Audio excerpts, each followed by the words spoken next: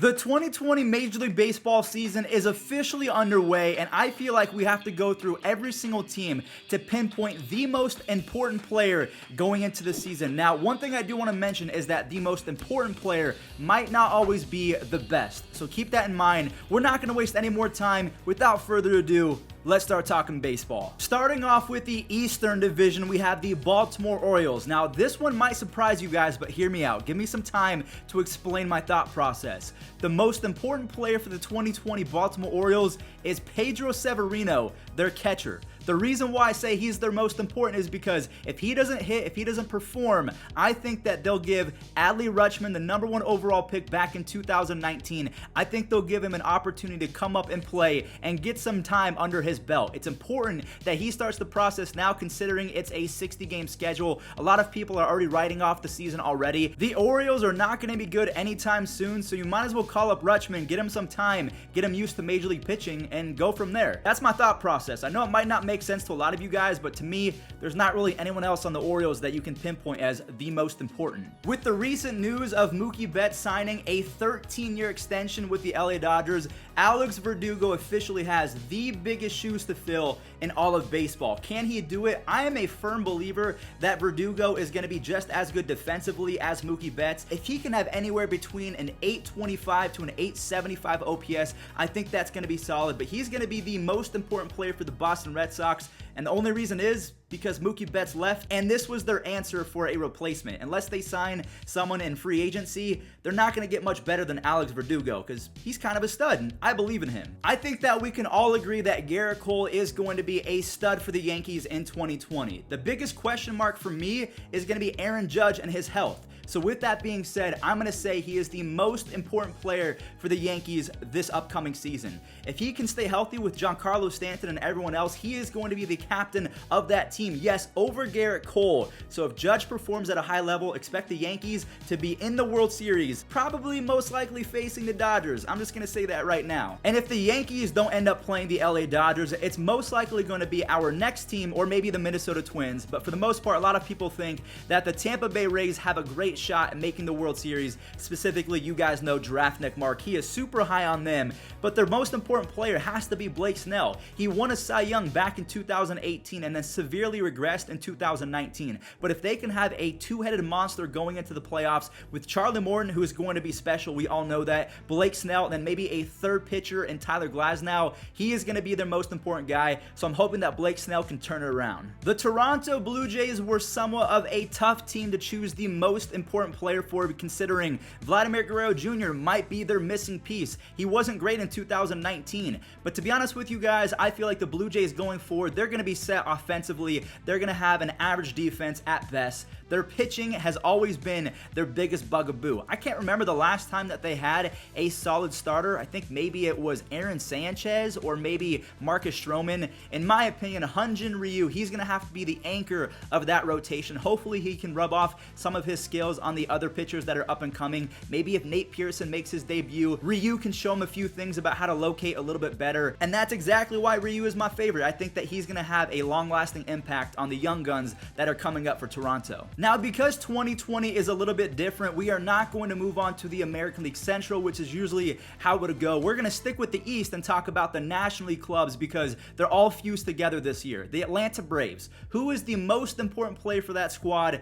going into this season? I'm going to go with a hot take. Max Fried. Max Fried showed that he can strike out a ton of guys, but I just don't know if he's going to be able to repeat that. And the same question goes for Mike Soroka, but I think that Soroka, his chances are a little bit better than Fried, so that's why my most important and my most crucial player is not the offense, it's not the defense. They're set on both of those ends talking about the Braves. So in my opinion, if Max Fried can do some damage and really perform like a #2 starter, you better watch out for the Braves because they're going to be scary. Ooh, the Miami Marlins. I don't know. I was going to go with Sixto Sanchez, but apparently he might not make the final roster for 2020, so I guess we'll go with Brian Anderson. He could be the future of this squad, and he could really rub off on some of the young guys. I don't mean to disrespect the Marlins or Brian Anderson, but I don't know. The New York Mets might have the easiest pick on the entire board today. My most important player for their squad going forward in 2020 is Edwin Diaz, and the reason why I think it's so easy is because he blew up and not in a good way. He went from a 1.96 ERA to a near 6 and blew a bunch of saves on the way just a season ago. If Seth Lugo and Jurgis Familia can go back to a setup role as opposed to a closer role, I think the Mets are going to be so much better. The pressure is not going to be on the shoulders of guys that just really shouldn't be closers. Their offense is going to do damage. I think that their rotation is going to be fine. So if Edwin Diaz can perform like 2018 Edwin Diaz, I think the Mets are going to be a much better team. Now, the Phillies were a tough team as well because there's a lot of guys that you could pick between Andrew McCutchen, Didi Gregorius, Zach Wheeler, but I'm going to go ahead and stick on the last name that we just brought up, Zach Wheeler. He's going to be the number 2 starter right behind Aaron Nola. I have no questions that Nola is going to turn in a terrific season. So if he can be the number 2 guy, the Phillies might not be a 4th place team in 2020. That's how important he is. That's also how special he can be as well. If they get any resemblance of what he did in 2018, the Phillies, they're going to be good. The final team from the Eastern Division, we have the Washington Nationals. I think that we can all agree that Juan Soto has to be the guy this season. Anthony Rendon left. Bryce Harper has already gone and left. I almost went with Carter Kieboom, but we're not sure if he's going to make the final roster and play every single day. But remember that name, Carter Kieboom. He could be electric in the next couple years with Juan Soto, but for right now, for today's video's sake, Juan Soto is the most important player because the dude flat out rakes and he's going to have to carry them offensively. Moving on over to the Central Division, starting off with the Chicago White Sox.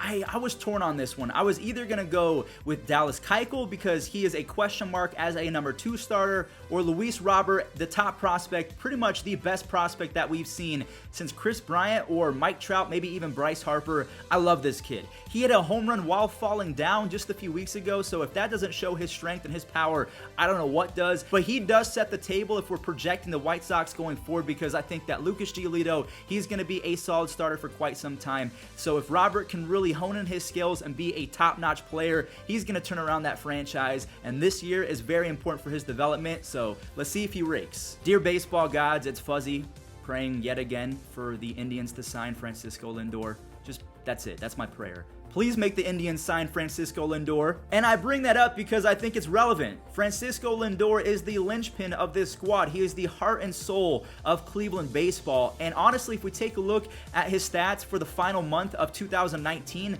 it wasn't very good. What happened with the Indians? They started slipping and they were passed up for the wild card, and it just didn't happen. And the biggest reason why was Francisco Lindor. Even though Jose Ramirez was hitting like Barry Bonds, the success of Cleveland baseball lies on this man and this man alone. So the pitching's going to be good. The defense and the outfielders might be shaky. But if Lindor rakes, the Indians will make the playoffs. You can bet on it. The Detroit Tigers have a very confusing case for most important player because, like the Orioles, they're not going to be that good. But I don't know if Casey Mize, their top pitching prospect, is going to be on the team or not. So if he does make the team, I would give him my most important player title, but because I don't know, I'm going to stick with a safe pick in Miguel Cabrera because I believe he's 23 home runs away from 500. He's 185 base hits away from 3,000, so if he performs well, he's going to set up the club really well in 2021 to have a lot of people in the stands because he's going to be chasing a ton of milestones, so he's super important for the squad and revenue. If Adalberto Mondesi can hit like he did in 2018 when at 22 years old,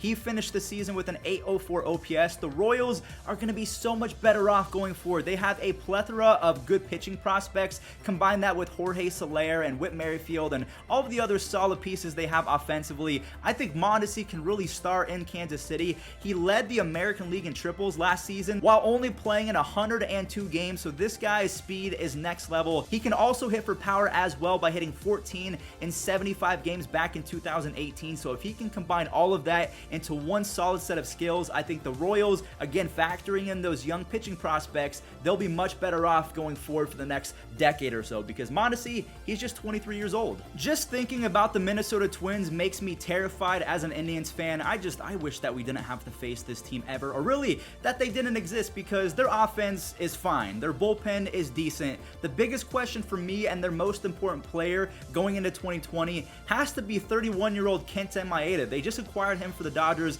although they did give up up a pretty solid piece in Brusdar Graterol. I wish that they would have kept him. If I'm a Twins fan, I'm big mad at that, but he can be serviceable. Talking about Maeda, he does have a 3.87 career ERA and a 9.8 strikeouts per nine. He almost won the Rookie of the Year back in 2016. So if him, Jose Barrios, and Jake Odorizzi can perform like they're supposed to, those three guys combined with the offense, you definitely have to put them in the World Series contenders category.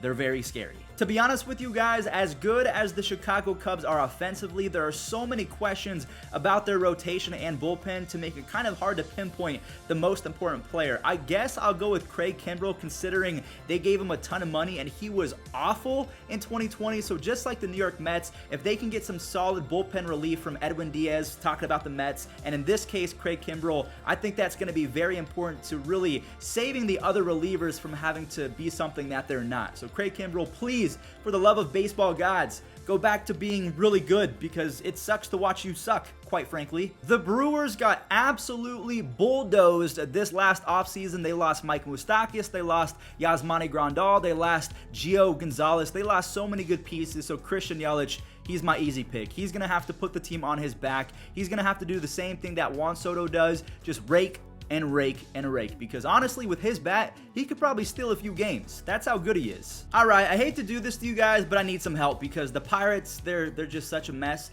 Offensively, they have some nice pieces, but I just don't know who the most important player is. So if you're a Pirates fan, could you help me out? Is it Brian Reynolds?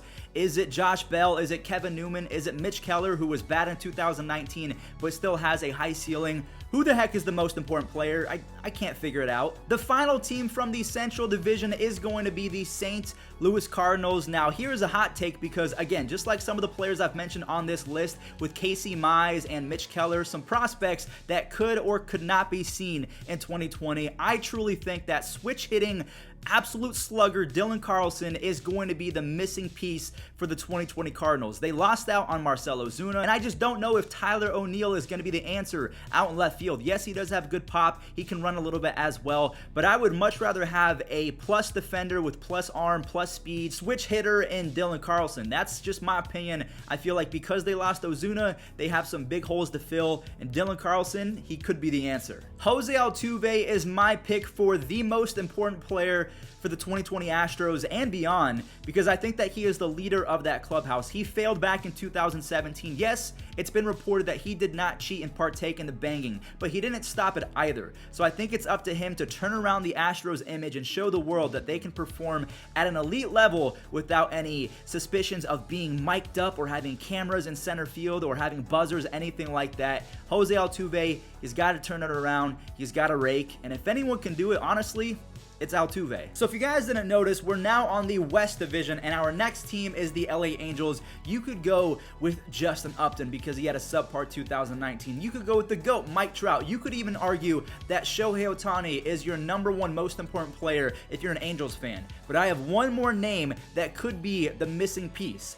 29-year-old Andrew Heaney. He has all of this stuff to be a really good pitcher with an 11.1 strikeouts per nine and a 2.8 walks per nine. That's actually not too bad. But the thing is, he gives up a ton of home runs. So if he can limit the damage and be a solid #2 or even an ace for the Angels, dude, they're going to make the playoffs, and I promise you, they're going to make a lot of noise. Now, unfortunately, the pick that I was going for the Oakland A's is not going to be a very safe bet at this moment in time, because A.J. Puck just went down with an injury, and also Jesus Luzardo, he's just coming back from COVID, so I don't really know who else to pick aside from Sean Manaea. He was pretty good when he came back from injury, and I think that he is going to continue to be good. He's got all the stuff in the world. He's thrown a no-hitter before, so if the A's are going to be good, I think a lot of the success is going to lie solely on the back of Sean Manaea, or Sean Manaea, however you say it. So just like the Orioles, I'm going to throw you guys a curveball, but I'm going to explain my thought process. The most important player for the Mariners is Kyle Seager, but not because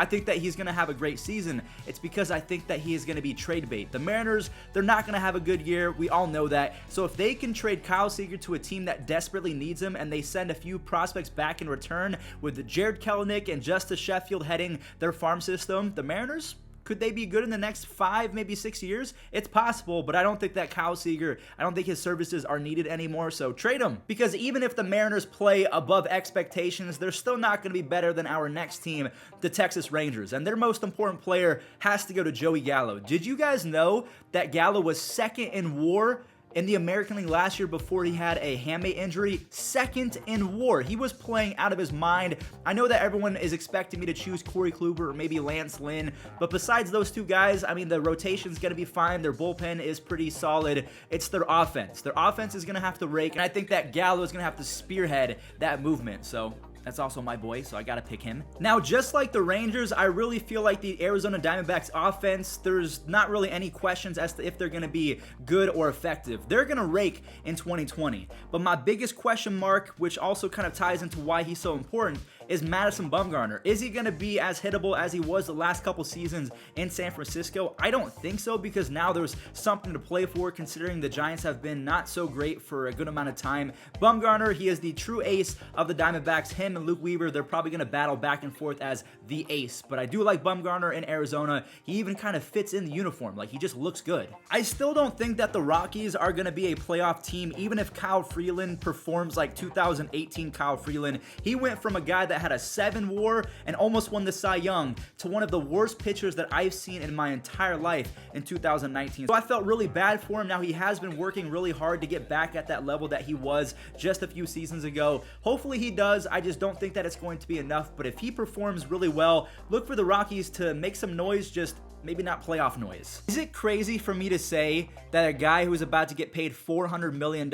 is not the most important player on a club? Yeah, I'm talking about the LA Dodgers, and their most important player has to be Cody Bellinger. He's been terrible in the postseason. Now, I know he just won MVP, but that was largely in part because of his speed and the fact that he plays elite defense. His offense really did stutter throughout the course of the season, and especially in the playoffs. And honestly, I feel like this contract extension for Betts is going to fuel Bellinger, because a lot of people are going to say, wow, Betts is now the highest paid player and the best player on that team, but Bellinger just says, no, you guys haven't seen me at my fullest potential. You guys better wait and see what I have for you. So Bellinger, in my opinion, I feel like he's going to erupt and really carry the squad both in the regular season and in the postseason. I feel like he breaks out of that slump this year. Here's a guy that you might have not heard a lot about before. Dinelson Lamet of the San Diego Padres has some insane stuff. Just a year ago, he had a 12.9 strikeouts per 9 as a starting pitcher. The only thing is, he's going to be wild. He had a 3.7 walks per 9, so he's going to be all over the place. But because Chris Paddock is going to be the #1 starter for the Padres